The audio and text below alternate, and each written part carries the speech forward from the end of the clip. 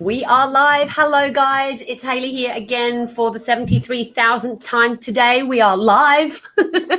We have somebody pretty freaking special. She is somebody I have an awesome amount of respect for. Known this incredible lady for a very long time and have followed her, and I've been fortunate actually to follow her journey. Not only as one of Australia's leading parenting advisors, like legit, this lady is who Sunrise and all the people will call when they need answers to all things parenting and advice. So not only is she epic at that, she is a mother of 5, she's a grandmother, she's an entrepreneur, she is the founder of Booby Bickies, which is an incredible success story, which we can talk about later, but in countries all over the world. And if that wasn't enough, she does the day-to-day awesomeness of helping people with their kids.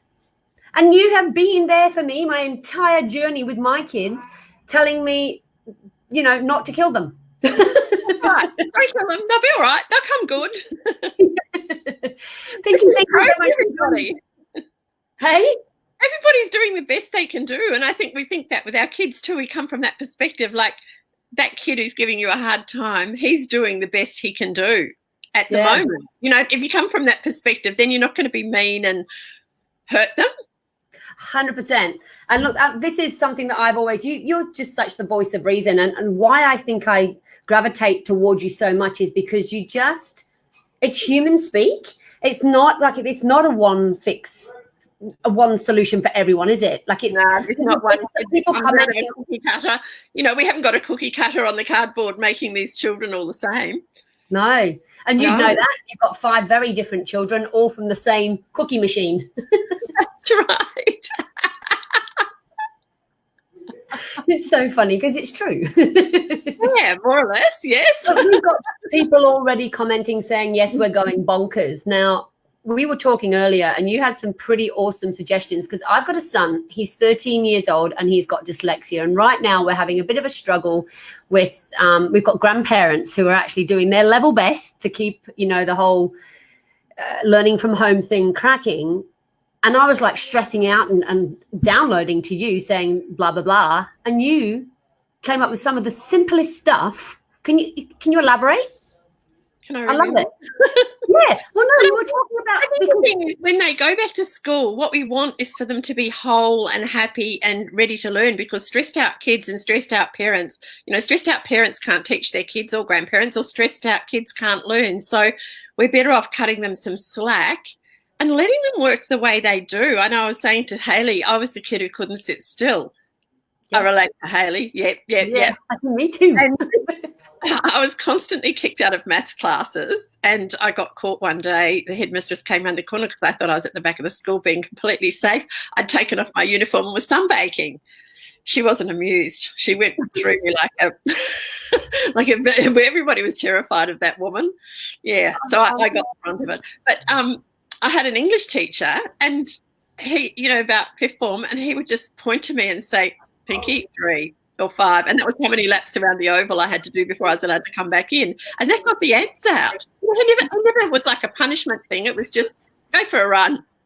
Yeah. And I was the only kid in the class doing it. But, I think sometimes accepting these kids learn differently and doing things, even if they're small. I had a friend the other day that rang me up, and she was stressing out about her kids, because the homeschooling thing was starting, but we started in Victoria quite early. The schools were closed down before school holidays. And I said, your kid's 7 years old.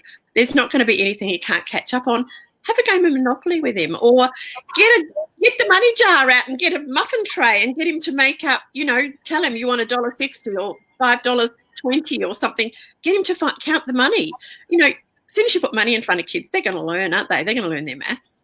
100%. And I know that most kids these days, mine are, they're ridiculously motivated by money and just the process of and I thought that was an excellent piece of advice, like saying, if someone's getting frustrated with schoolwork, the pressure's on.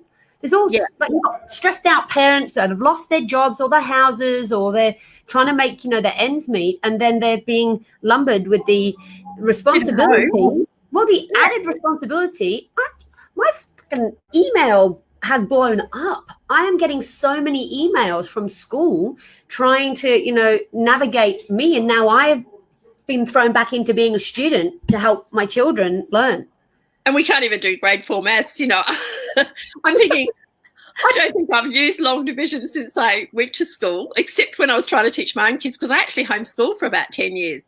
And I was working in that time too. I was doing writing for The Age and places like that and taking my kids with me on assignments. But, it was quite mad. And one of my kids, I took him out of school. He was about 8, grade 2, and he couldn't sit still. I mean, he's now got a big landscaping business. He's absolutely brilliant businessman. He's got 2 kids of his own. His wife's a teacher, would you believe? So she's teaching class and got her own 2 kids at home doing schooling at the moment. So, she's got a big load on. But, she, even as a teacher, she's chilled. She's saying, we want them to be happy and whole. Their mental health is worth far more. I mean, I'm so lucky that, my daughter-in-law and my kids are like that with their own kids. But this wouldn't sit still. And I used to take him up the BMX track. We'd go for a bike ride and he would time his laps, and then he'd make graphs and he'd do all his multiplying and work out averages and all that sort of thing in a very practical way. And look, he is amazing at maths. But and this is it. Like, I think people need to relax. Like, it's for me. Chill out. And I said this earlier. For me, my kids, it is about them. I care more about their happiness and their mental health than I do about numbers and ticking boxes. And I get it, because we've got to go through the school system and we've got to play the game. But if it's not perfect, it's okay. It's okay. And it's not a reflection on us. I think a lot of parents take it on that it's a reflection on us how much our kids achieve. Live your own life. Don't live it through the kids. You just model what you would like for them. But they're all going to be different. They're all going to go on their different journeys. And it's not a reflection on us, apart from the fact that they're secure and they're kind and considerate and nice people. But they're all going to learn in different ways. And some of them are going to be amazing at some things, some aren't. I remember when Sarah was at school, this daughter of mine who, she's in Dubai. She's doing all of our finances and our forecasting from Dubai for the Booby Brands business. And she's amazing. She can pull maths out of her ear. But I remember her being a young girl and she was at a Steiner school, and I found one of her workbooks recently, and she did my brother's 18th birthday and, how many friends he was inviting, how many pizzas and how many slabs of beer and how many slices of pizza. And I'm thinking her teachers must have had a cow when they read that. She worked out her own maths problem, beautifully illustrated. But this is it, right? It's just kind of like, and it is like, I think it's an awesome opportunity. We said this earlier again, like it's an awesome opportunity right now for the school system to have a bit of a shake up and a bit of a wake up, that we can think differently about the way that kids learn, as opposed to it just being this same old archaic way. I mean, we talked about bloody not algorithms, algebra and things like that. Like, that's when I got kicked out of the class. Yeah, you went sunbathing. Because I couldn't figure it out, so I got kicked out.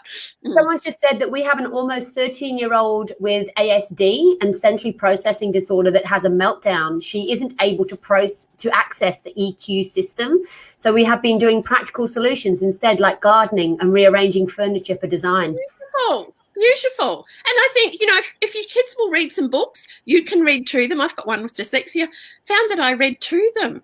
That as long as they've got good comprehension, good general knowledge, they'll fill in the gaps. They'll be okay. And we don't want them to feel a sense of failure. We want them to be good at something that they can do. And, I remember having a mum, one of my daughter's friends, when she was at school, and this kid was coming to stay, and the mum said, "Oh, she's hopeless." And I said, "What are you talking about? There's an old saying, only a mother could love it." And she said, "Oh, she's got dyslexia." I said, "But what's she good at? What does she love doing?" And this kid was amazing at sewing. Okay, get her into the sewing, let her be creative. But I think if we can have a small amount of work while we're at home and discuss it with your kids' teachers, say, what are the compulsory things, do they have to do, rather than doing a whole lot of busy work, do the bit of reading, do the bit of, the bit of literacy and the bit of maths that is helpful for your child, so that they are going along with those. But find out what they love doing and expose them, just expose them to lots of things so that they can choose.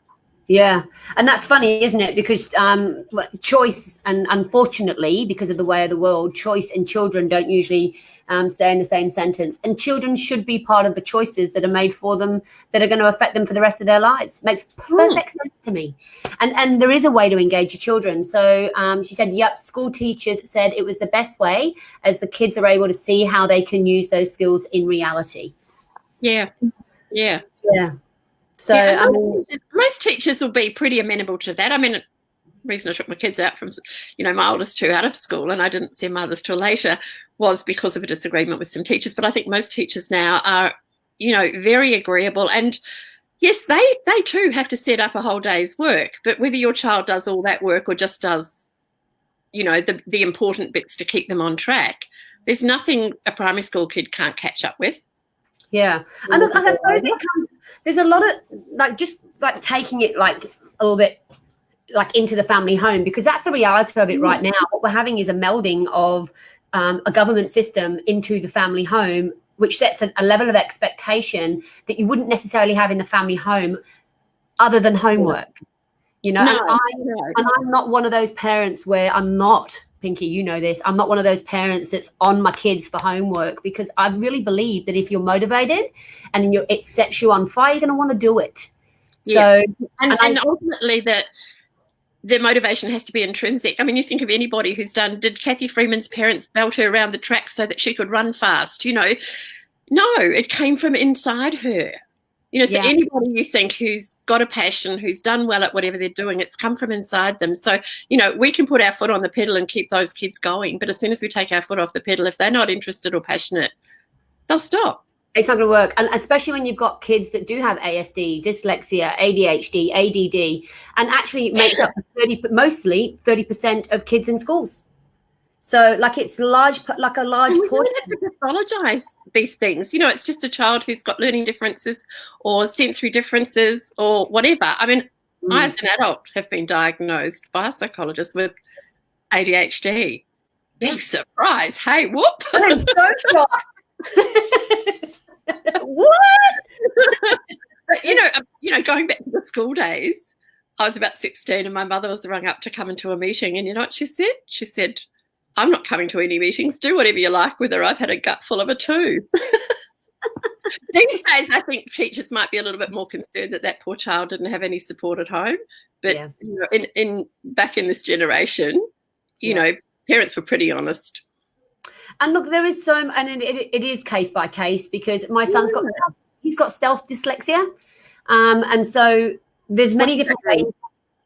Well, he doesn't, because he's flown under the radar for a very, very long time. So kind of where the markers are, he's right in the middle. So that's why he was undetected for 13 years.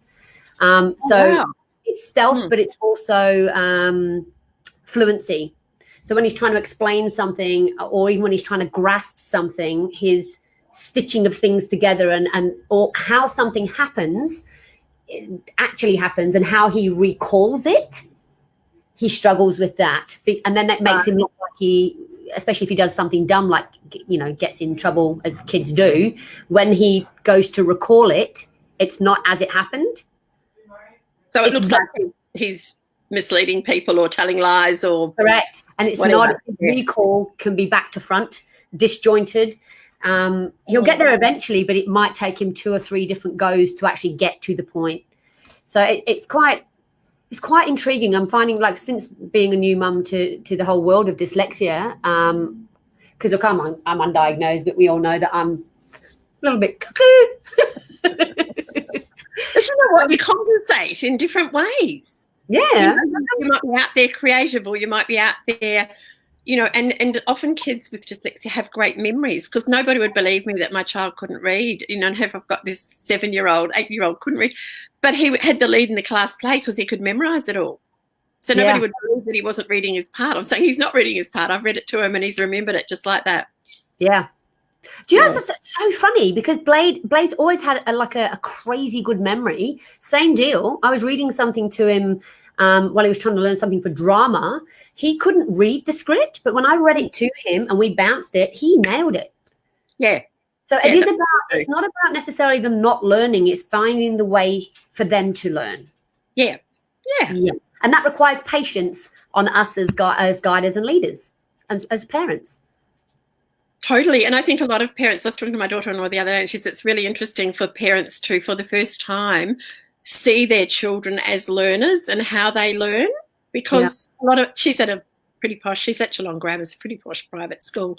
So, you know,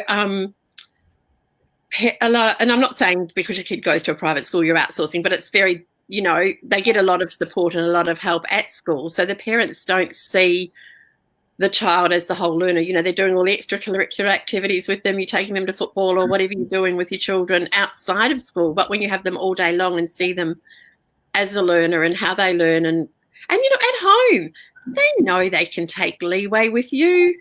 Of course. You know. Harder. Yeah. You know, they're not in the classroom environment, so they're going to push mum and dad and nana and whoever else is supporting them. Yeah, it'd be interesting to see, because I know that, like, especially for Blade, because he's a mover, he's like me talking, walking and all that. When I'm trying to solve a problem or trying to get something done, that's why this desk that I'm sitting on right now, it's a sitting standing desk, so that I can move. I don't think I've seen you sit still. But I also think from an emotional perspective, kids are a little bit scared of the world. I mean, we need to keep the news off when the kids are around to some extent anyway, because I think they are seeing all this terrific, horrific images, and they don't have the sense of time that we've got. We've all had things that we've had to deal with in the past, you know, whether it's that first trimester when you have a new baby and, you know, for 3 months you have no idea what day it is or what's going on or whether this is going to end or whether this is your life from now on.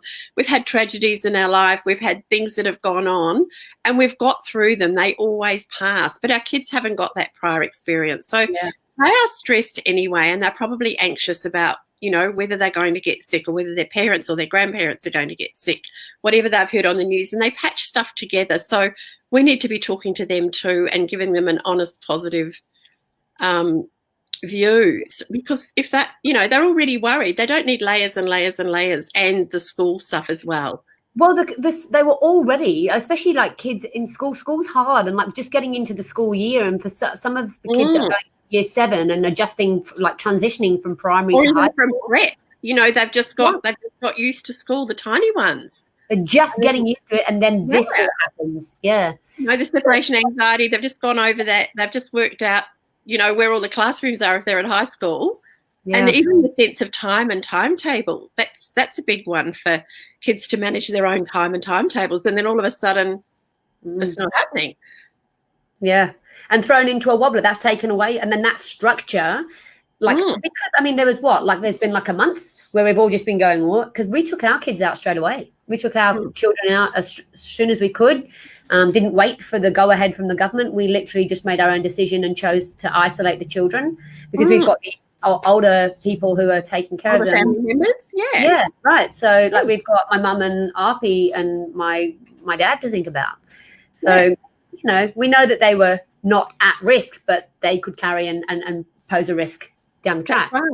Yeah. So what have we got here? We've got it's up to us to guide them, and said yes, primary but high school must have a bit of discipline. Yeah, well, obviously, but you know, again, it's giving kids choices because we can't always tell them what to do. But I know, you know, just going back to that discipline thing, my youngest one, because he's my bonus baby, there was nearly 16 years and 18 years between my oldest, you know, 18 years between my oldest and my youngest. So he always thought he was big. And, you know, year 7, he's telling me he wants to go into the city on a Friday night with other kids that he's met on the school bus. Okay, nah. No, you don't go to Melbourne on a Friday night with the 16-year-olds when you're 13 or 14. And why not? And I said, because I love you. Yeah. What? He goes, okay, go away and think about it. No, go away. I love you. You don't have to be, you know, you don't have to be big, strict authority. You do need to guide them, though, certainly. Yeah. And you need to talk about choices and, you know, and then later on as they got, you know, as my kids got a bit bigger and wanted to do something, and sometimes I wasn't quite sure, is it okay for them to do it? I said, okay, sell it to me. And then, okay, and what's your plan? And they'd tell me how they were going to get home, if, you know, or what they were going to do. I mean, 16, 17 even, you know, so what's your plan? And tell me. But that's what we want to know, then, isn't it? Think about it. This is it. We want to know that they've thought about it, that they're not. It's not just a knee-jerk reaction, and that they've actually considered, like that they're capable of making a plan. Because if shit hits the fan and something goes wrong, we need to know that they're able to plan their way out of that too. Yeah, or call you. Like I've got called up to a blue light disco one night, and it was completely safe. It was all run, but a fight had broken out, and my son rings me up, and he'd have been about 14, and he rang me and said, I've rung the police and I've what a legend. There's a fight going on here. Can you pick us up? And I said, how many of you I got? So I rang one of the other mums, and we both met down there, and we loaded our cars up with all sorts of random children and picked them up. And, they were telling the police, oh, we saw this and we saw that. And I went over and I said, do you actually need any of these kids? He says, just take them home, please. Look at all those over there. We've got a roundup. But our kids were telling them what's gone on. Yeah, gather them up. So we gathered them up, we drove them all around, and we took them home. But, it was good that they did those sorts of things, that they thought it was okay. And you, as you guide them, you do need that connection with your kids, because you don't want them to take a risk. I mean, another time I got called up to pick up my kid.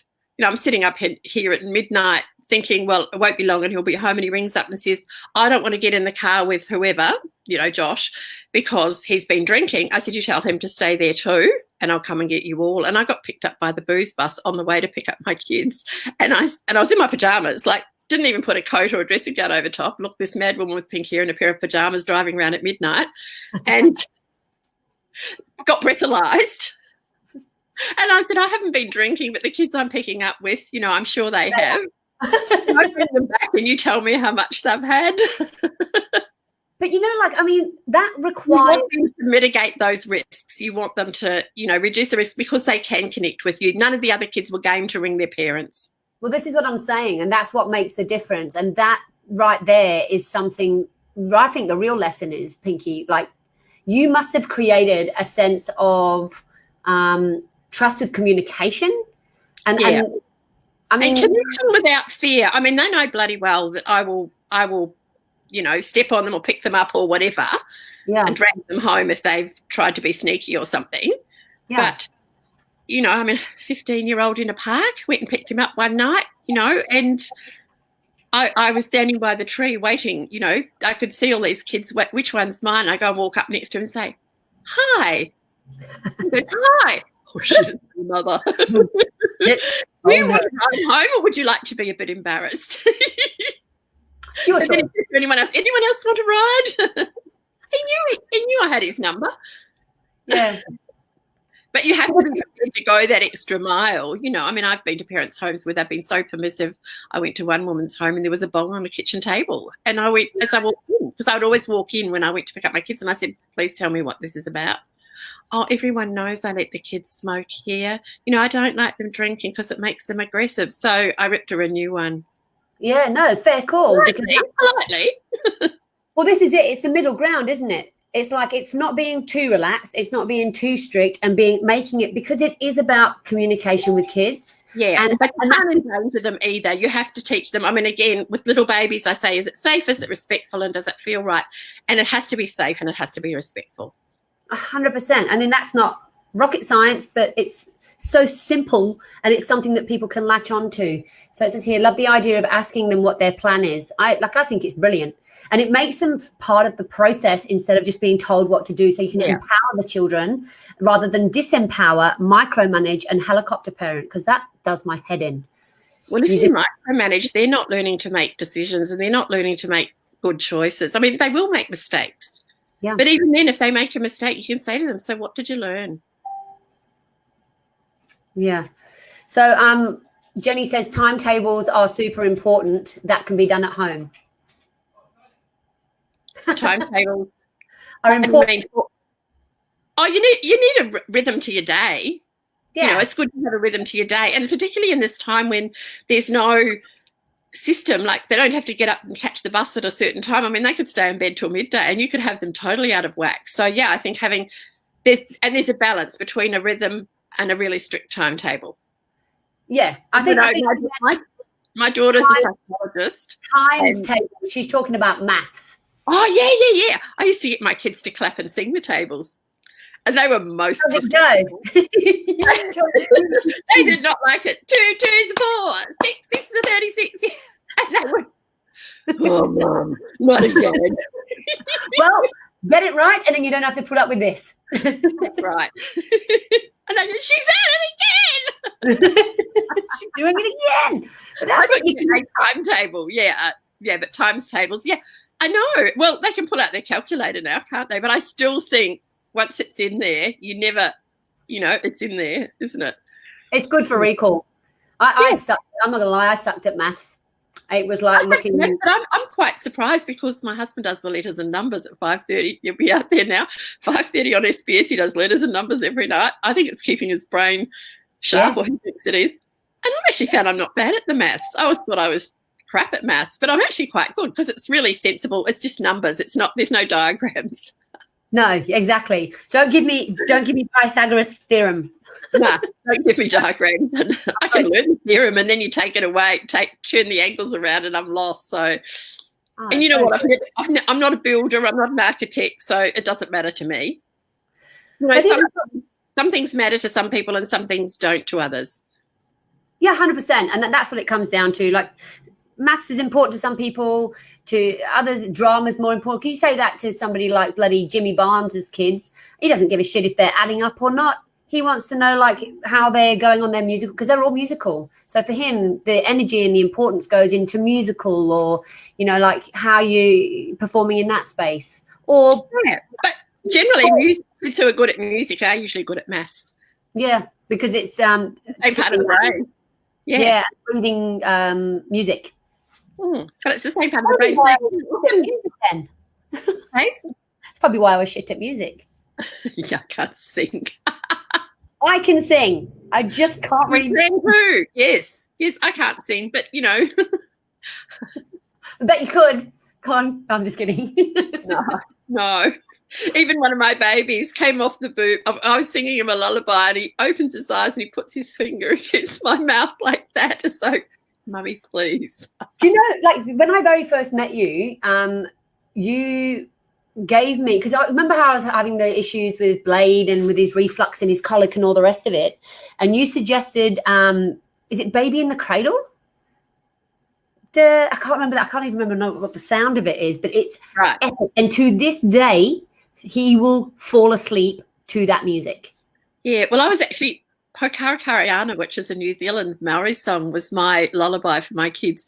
And I was minding someone's baby, and, I was just holding it. And they were outside because they were just, often had teen parents or all sorts, because I've worked with all sorts, and these ones were local, and they'd come round, and I was holding their baby, and I just looked at, and then I realised the dad was actually Maori, and I said, have you sung this to him? Because I just naturally sung it to him, and he fell asleep because he'd been quite squirmy. And they said, here, you have him. And he just fell asleep. And I said, do you sing that to him? And he went, oh, yeah, I do. And I went, yeah, he's recognised.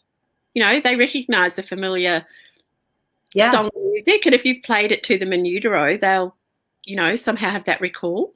Yeah. And again, I mean, this is probably why I love you so much, for many reasons, because you're like future me. You're your life goals. This is, I love it. When I'm an old lady, I'm going to be her. That is so good. You have like just a certain way that you do things, and it is so refreshing. And to me, it feels very natural and linear. Not a lot of other people can get it. And we said it before, most of it's just common sense. But for some people, when they're in a state of overwhelm, or they're not, they're going through stressful shit, they're not able to. Yeah, it's hard to go down to simple, because there's so much noise around your head about what you should be doing when you're a parent. I know. You should be doing this, and then people project and go, if you don't do this now, he's going to be, if you cuddle your 3-year-old to sleep, or your 3-month-old to sleep, he's going to be graffitiing on trains when he's 13 or something ridiculous. And you kind of go, no, right now, he's a 3-year-old. We're not even looking ahead. We're dealing with a 3-year-old and his capacity to do whatever he's doing right now. And this is what we're looking at right now, just this child right here. And you do know your own child best. You really do. When you start to, and I always say to mums, what do you feel is happening? Not what do you think, because you get it out of your head and you get all those noises out. What do you feel? And people will come back to that intuition and that connection with their child. It's incredible. And even just in that, like just in that short sentence, it just creates a sense of ownership, calm, and empowerment. Nothing annoys me more about, someone will go, oh, my babies, when it's, some sort of expert or whatever, and they're going, oh, my babies, or, they've got a program of 500 visits to get, in their package, and just go, no, I just spoke to a mum for half an hour on the phone, and she's got some things she needs to do and she wants to do and she's happy to do, like one thing at a time. You can only do one thing when you're really stressed, and I often say to mums, look, there's a couple of things you can do, but which one would you be able to do right now? And they'll go away and do one thing. Well, like with everybody, because everybody in the pandemic with COVID, and a lot of people have lost their structure and they've lost their day-to-day. Kids, adults, everybody. And they get into these systems and they have routines. And the problem is, and this whole business as usual, I hear it all the time when I speak to people on the phone. They're like, oh, it's business as usual. I'm like, it's not. It's business as unusual right now. And it's the same way right now. Family business, family life, we're all in an unusual situation. So those routines and those structures are not necessarily going to work in this space. And if you continue without looking at what's happening right now, like you just said, what's happening right now with this situation. Yeah. And my child is having a problem rather than my child is being a problem is a better perspective, because, okay, so why is my child having a problem? What's hard for him right now? Or Can you just say that again? Because that's really cool. My child is having a problem, not my child is being a problem. Yeah, I love it. And if you come from that perspective, you're looking at, okay, what's going on for the kid right now? How can I help him with this little thing? Because we often do. We want to fix things. It would be a damn sight easier for us if we just could fix things and we could fix that kid. Yeah. But it's not really a fast thing quite often. Corey's on here, Pinky. Corey. He's hilarious. He's like, you can use a calculator. How about a calculator and Google? Yeah. Well, if you can read, you can Google. Hell if yeah. You can read, you can cook. Google a recipe and cook. And I actually found one of my kids, again, that didn't like reading, writing stuff. He would, he loved cooking. So we had his own notebook and he'd write his recipes down. And that made sense to him. That made sense, yeah. Oh, I don't know what happened. Look what I just did. Did you see that? Oh, a thing popped up with all these claps. I just clicked a thing and it came up. Okay. I love technology, but it's off your face. Put your head up a bit. Can you see the comments? If you click the comments. No, I can't see the comments. Where are the comments? What is it? Let me hear. Hold on. No comments. Hang on. Oh, now I can. No, Corey says, no, you just hire a bookkeeper. Yep. Good idea. A big bundle of shit to my accountant. Yep. Good idea. Calculator and a bookkeeper. Go. We don't need to learn math. Hire a bookkeeper. Yeah, totally. No, I've got a husband that's really good at maths. I've got kids that are really good at maths. They're better at it than I am. Don't hire a bookkeeper, marry one. Great idea. Cheaper. I love it. Can you see all of them, or can you only see the one that... I can see some. Yeah. We have to get ready for a Zoom family game night. Love this. Thank you, Pinky and Hayley. That's good. Yes, I had a Zoom family night with the grandkids, and it was so much fun because I can't see them at the moment. But, one's making himself into a chook with his own head on and rolly eyes. Another one went into a Star Wars galaxy and he was shadowing around in it. And another one turned into Thomas the Tank Engine. It was hysterical. But it was great fun, yeah. And they were giving me all the extra little bits on Zoom because I'm going, how'd you do that? Yeah, no, it's so good. And this is, but like people were saying that technology is bad and screen time is, I get it, like too much screen time and all the rest of it. But right now, it's the one thing that's keeping us all connected. Yeah. That's so good. So bits of both, really, bits of both and find a balance. Yeah. Oh, here we go. Here's a good one. Math is overrated.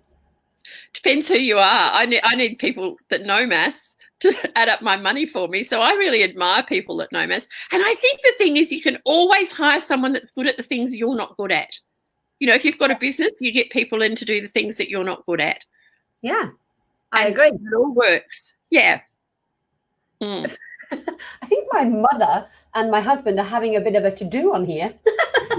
Like, hire everything. Money's no object. Sometimes it is an object. So you just have to marry them if you can't afford them. Of course, like, you can't hire Jenny Macares. I did say to him once, so why did you marry me then? We were having an argument. He said, because my mother was getting old. Oh, it's so true. I can cook, you see. He can't cook, but he can do maths, so that's all right. Oh, it's so good. And you're an absolute breath of fresh air, because we over the years, man, the conversations we've had with and I think it's because timetables. Yeah, of course we can do timetables at home. That's great. I thought she meant a timetable, not times tables. So yeah, I do reckon times tables are good and easy. And with the little wee ones, they're quite happy to clap. Yeah. And the lady that 13-year-olds that don't want to do it. Pardon? What about the 13-year-olds that don't want to do it? Don't worry about them. Get them playing Monopoly, because that's really good. They've got to count money. They have to add and count and do maths to do that. I mean, there's some really great board games that kids can do, and they're not just on screen. I mean, you can do your screen games, but really board games with a family. And I found some of my kids would try and cheat the others, and so they decided they elected one daughter to be the banker because she was the honest one, they reckon. She's probably the quieter one. The lawyers and the entrepreneurs. The opportunists. Yeah, they were the dodgy ones. Like, right, you're going into advertising, you're going into marketing. Yes. I love that as a tip. And look, in my head straight away, I'm like, oh, maybe we could take the Monopoly money out and replace it with real money. But I'm like, that's a lot of money. That's a lot of money. No, I think just leave them with the Monopoly money. Poker's another good one. You know, card games, teach them poker. Yeah. Yeah. Yeah, I mean, I know that Corey, before Pop died, we would literally sit and play bloody gin for hours. We'd play card games for hours, just sitting around, looking at numbers, teaching them how to deal with numbers, especially if it's that boring to the point where they just don't want to do the schoolwork side of it. And little kids, my grandson was minding him when he was 4 and bought him a money tin. We went past the reject shop and, it was one of those big tins that had money notes all around it on the picture. And he thought that was easy. So I got that. And one of my sons gave him his money jar and said, hey, Griffin, you can put that in your money box. I said, no, you can't. You've got to count it first so you know how much. So we got out a muffin tray.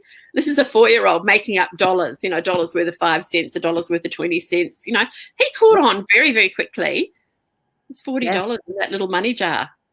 That's a lot of money to hand over to a 4-year-old. It is. It is. Great for the maths, and so even young kids can do that.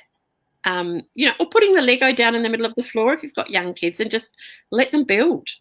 They're still doing, they've got to count stuff to do that. So your primary school kids, there's lots of ways around it that don't necessarily stress you out. Yeah, here we go. Blade and I do math every night. We count the bodies on Call of Duty. Right. You teach him how to divide those into rows. It's a long division. Line them up. Line them up and divide. Divide and conquer. That Corey. Yeah. And then Jenny's on there. Great idea. Play games as a family. I was like, I do. Play PlayStation. And this is it. I think that, it's funny, but at the same time, you've got two completely different, or more than two sometimes. It's 3 different generations with ideas around what good education and the delivery of the education and what that should look like. But that's good because the kid gets all different sorts of learning from different people. I found in the family, even just having 5 kids, someone could go to someone for maths, someone else would check their spelling with one of the other kids because they were good at spelling. So, and that's learning to be resourceful, isn't it, if you're going to. But, the nanas and pops will have a different way of teaching, but that's okay. It's still good, and they will get some of this from one person and some from another person, and it's just more enriching, I think. Well, for us in our house, we have Chili. Like Blade isn't the entertainer. We have movie night on a Sunday night. We have movie night, and Chili will go, and she loves it. She actually puts on movie night. She's the host. She goes and gets the snacks. She has intermission. She was always checking to make sure everybody's got popcorn. She creates a menu. And the thing is, that's really cute, but it's actually a skill set. It's a skill set. She's organising, she's planning, she's got, working out planning skills. If she's writing out a menu, she's doing her writing, she's doing her literacy. So, when you think about what your kids are doing and what they're learning from each thing, no child's ever not learning. No. I mean, sometimes they are being little rat bags, but, they're working it all out. And even if they're organising a group of children, I mean, at the moment they won't be playing with all the neighbours' kids, but even if they're working that out, it's a skill set to know how to organise, how to plan, how to communicate with other people. And even the sibling fights, they're working out how to be assertive and all that sort of thing too. And then again, you're saying to them, that's a put down. You can't use put downs. You're guiding them. Yeah. But also, supporting those skills that they're learning. And they're never going to be perfect. They're just kids. They are just kids. And confidence for me, and yes, it's important to do the schoolwork, and people get all obsessive over math. And we've literally just spent a good 20 minutes talking about maths and ways to do things and all the rest of it. But when it comes down to it, mental health is so important, not just for the child. At the top. And we don't want ever kids to think I'm a failure because maths and English aren't my thing, because there's so many other ways people can be brilliant. Richard Branson is dyslexic. Yeah. I was pointed out to my kids, how to use a computer program. Absolutely, Corey, building a wooden seat, writing a book, all of those things. That's, the skills, they're important. They'll help them. They're life learning. And whether it's using the washing machine and hanging your damn washing out, or you're in charge of dinner tonight. Yeah. How do you, because I've got three, and I've got two of those kids that are pretty, they'll just get on and they'll participate in the household. But I've got one of them that, and he is actually my son who's got dyslexia. So it is a bit of a struggle because I'm trying to get him engaged in certain things and I want him to get passionate about it. But the thing is, he's passionate about gaming and he's really good at it. And because we've got other family members, I'm not interested in gaming, Pinky, at all. I honestly couldn't. I don't even know how to do it, and I couldn't care less. I couldn't care less either. But the thing is, he does.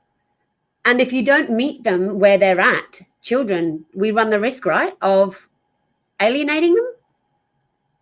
Or alienating, how does it, I don't know. Not really, because I think they're all going to have different interests that aren't necessarily ours, but they can talk to us about their passions, or you find them a mentor, who can talk to them about their passions. A safe mentor. It might be someone in the family. It might be a good friend. It might be a sports coach if they do. And when I was homeschooling, my thing was to get my kids to find their own, they were responsible for what I would support them and negotiate anything that they wanted to do.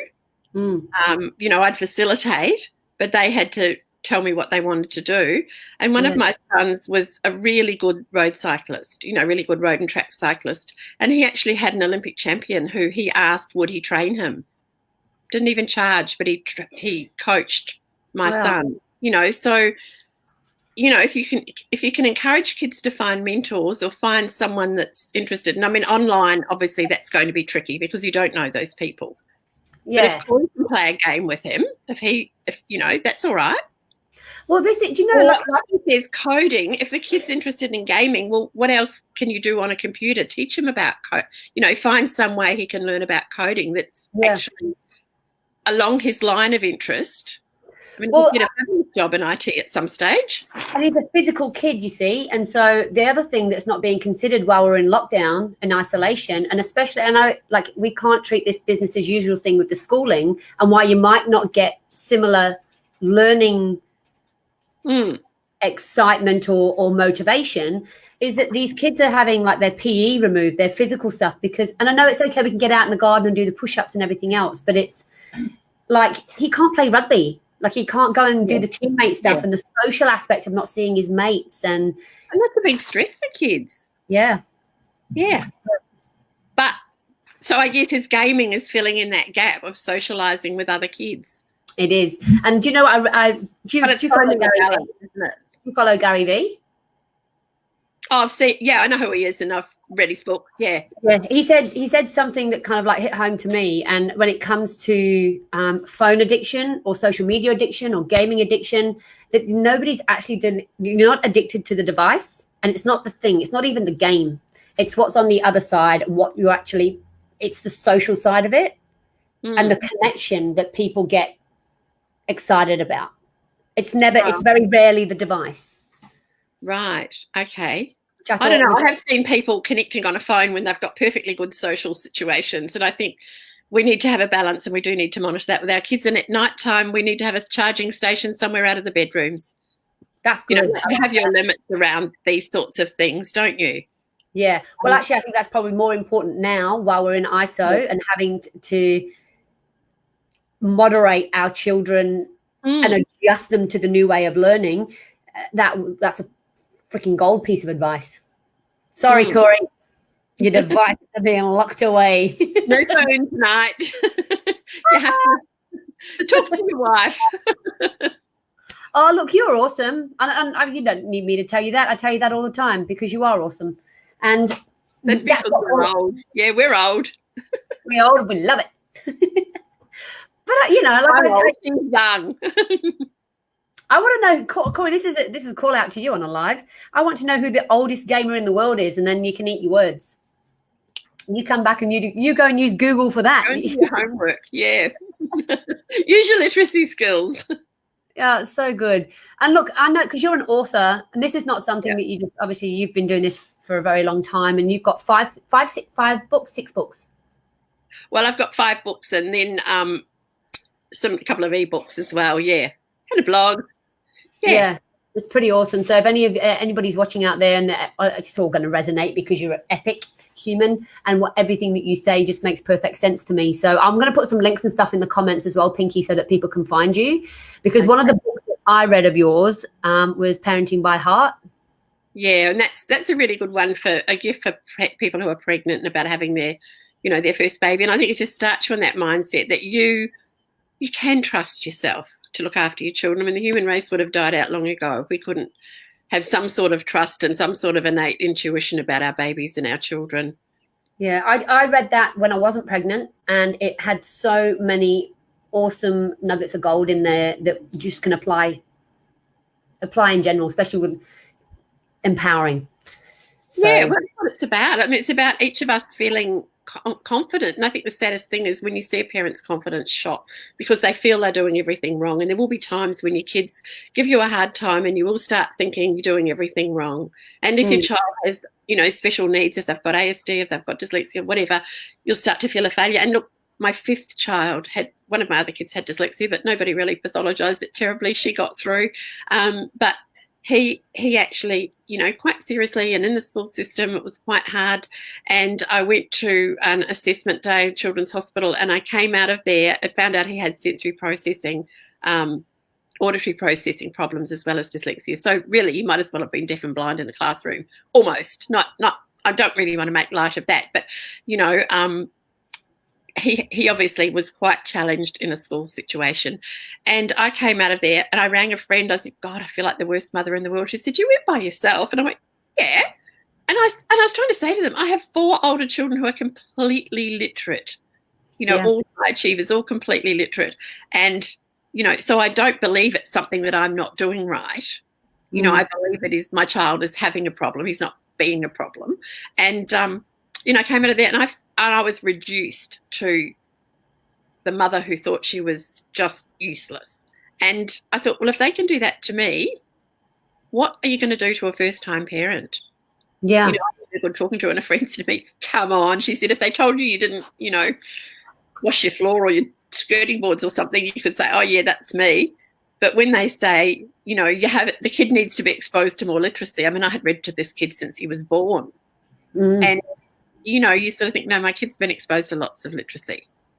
And, you know, and because when they did whatever test it was, I think it was the Peabody or something, his comprehension was way up there. You know, I had an 8-year-old who had the comprehension of a 14-year-old or something like that. But he couldn't have got that if he didn't have reasonable comprehension skills. He couldn't have done that. And yet he was having difficulty reading. And so that wasn't my fault. It was the child had a challenge. But I think anytime, you know, all parents, I love the autism ads they've got on at the moment. They had one last night that I noticed of a woman in a supermarket, and the lady saying, you know, the kid was fiddling around with something, and the supermarket checkout lady was saying, discipline, he needs discipline. And the mother was, you know, feeling terrible. And then the next time she said, can I help you? You know, like just they're reframing it. So those ads are beautiful, because often when you've got a child who's a little bit on the quirky side, people will think that you've got a badly behaved child and the mother needs to, never the father, they never blame the father, but they'll blame the mother and say that child just needs, you know, discipline. And, you know, it's not really about that. It's about working with the child you've got and accepting the child they've got. They're going to have meltdowns, and you might have to sit on the floor with them for a little while in the shopping centre because their ice cream was the wrong colour or something, you know, and you have to just wait it out and help them process their feelings. Yeah. So it's not about, you know, bossing them or being mean to them. No, because actually shaming a child or the child's parents it's not helpful. It's not helpful for anyone. No, and there's so much the shaming thing.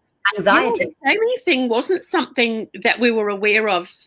You know, perhaps we grew up being shamed and we didn't even, you know, had to work out what it even was. You know, whereas someone says, I'm really disappointed in you, and they glare at you. I mean, that's the most heartbreaking thing to hear from a child or even someone else when they say that. And yet that's shaming that child. Yeah. Or like, what's wrong with you? Are you stupid? You know, that kind of like. Oh, yeah. What are you, stupid? I heard a teacher say that once, and I went back and I'd gone to get some work for one of my kids. You know, he was at school at the time and he'd broken his arm. So I went over to get some work and I heard a teacher say to a kid, stand up. And this poor kid stood up because he didn't know the answer. And she said, what are you, stupid? I went straight to the principal and said, go down there and watch that woman. And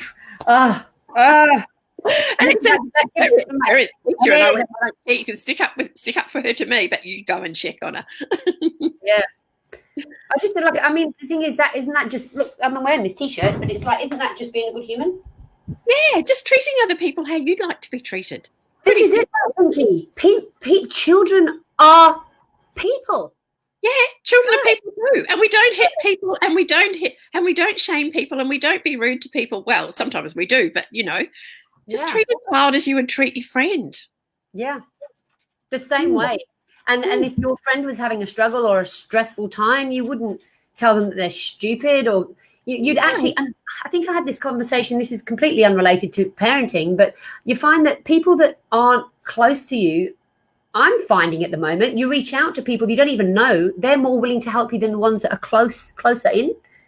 And I'm just like, sometimes the circles you do, like, and this is why there's people like you, that where you can reach out to a specialist to get help, because your immediate situation or your immediate support networks come with different ideas or locked in ideas, and there's just no movement, and then it just becomes a very horrible situation for everyone involved, because we all go on to automatic pilot when we're stressed. And I think when you're a family, you have a pattern of, you know, communicating or working things out, so it is harder, and sometimes it's easier and people are invested in you. If they're family or close friends, they're invested in you and they're trying to help in the way that they can. 100%. And sometimes you do need other people to come in and say, guys, you are all saying the same bloody thing, just in different ways. You're all saying that you care. You're all saying that you're concerned and all the rest of it. And it's the same with the system, with the government and everything else. I can't imagine half the people that are saying, like some of the parents that are going to be struggling hard out, they were struggling with their kids in school, let alone struggling with their kids out of school. Yeah. Yeah, and some of the kids' schools, their safe place, you know, because there are families where home isn't that safe. So it's quite a big different thing. Yeah. Hectic. Listen, you are one heck of a woman. We've literally 54 minutes, but you know that this is nothing for us. We usually do this for hours. And my low battery signs just come up because I dragged my computer in out of the studio. So Pinky calls. put aside 2 hours. I love it. It's so good. You're so giving, and your energy, it just, like, I really love spending time with you on the phone. And like, even when I'm with you, every chance I get, if you say you're going to be up in Brisbane, if I can, I'm there. Oh, you're there. Yeah. Because you're such a giving person, and it just oozes out of you.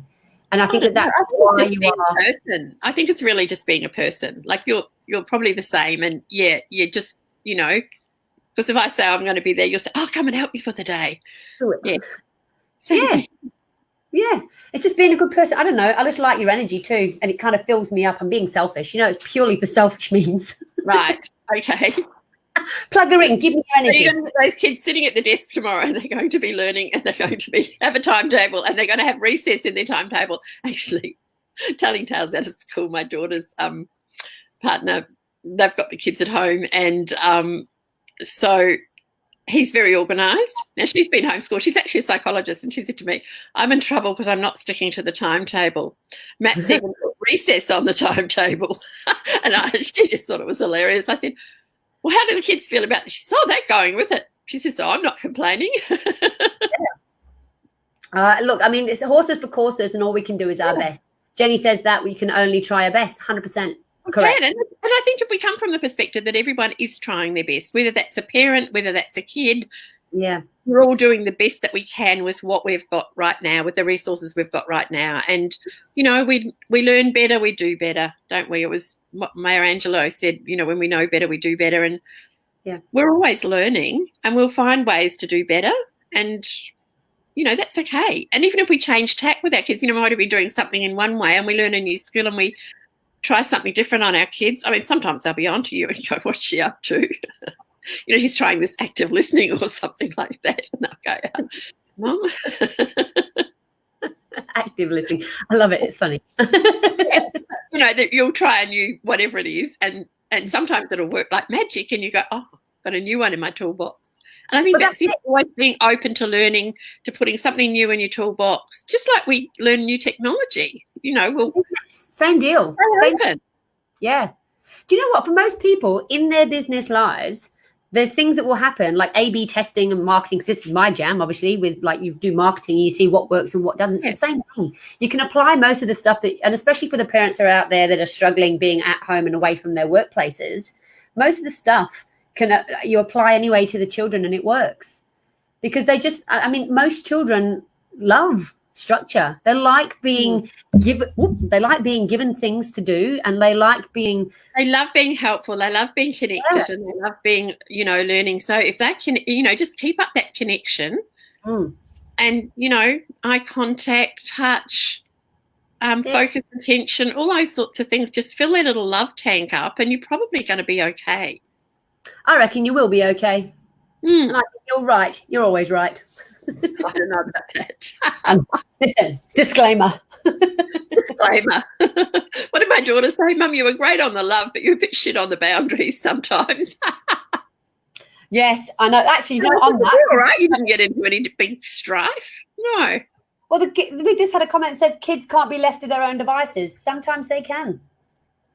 How do you mean? I suppose it depends on their age, isn't it? But we don't have to be the all dancing, all singing, all entertaining parents. We can give them freedom. And there was an old saying, and it was a guy who started Summerhill, which was a alternative type school years ago. And the kids actually had no timetable. They chose what they wanted to learn. He said, "In freedom, we create ourselves." And I think we do. As long as nobody's allowed to hurt anybody else. Nobody's allowed to damage property, and nobody's allowed to, hurt someone else. So, really, as long as nobody's getting hurt, I think we can give them a certain amount of freedom. Or being disrespectful. Yeah. Well, I think that comes into hurting people. It's about safety and it's about respect, isn't it, really? Yeah. I love it. Yeah. So and you can be physically respectful. Yeah, we can be verbally respectful. You can be physically respectful. Totally. Yeah, totally. You're not allowed to hurt anybody with the words hurt too. So they do. Yeah, so as long as you're safe and you're respectful and give them some freedom, and they love a rhythm and they love a bit of structure. They love structure too, but again, they have to learn to manage their structure and their time. So we do need to give them, sometimes balance.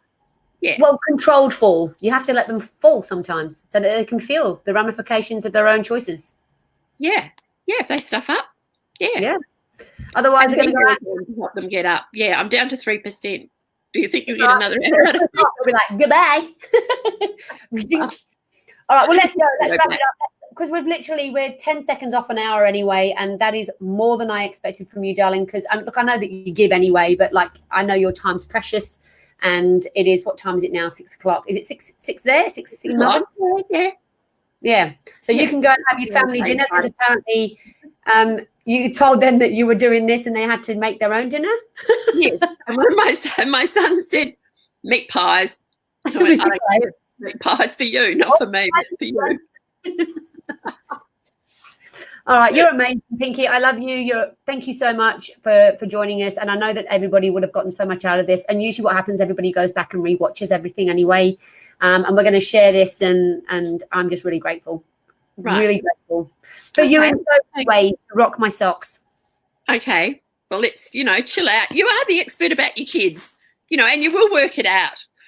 And you don't have to be a slave, and you don't have to, make it hard for yourself. Correct. And it's okay to just not. Well, talk to the teachers. If you're homeschooling at the moment, talk to the kids' teacher and see what's compulsory, what they really need to do to keep, and then how much other stuff they can do, and find, let your kids find their talents. Yeah, because I think it's a golden opportunity for that in particular.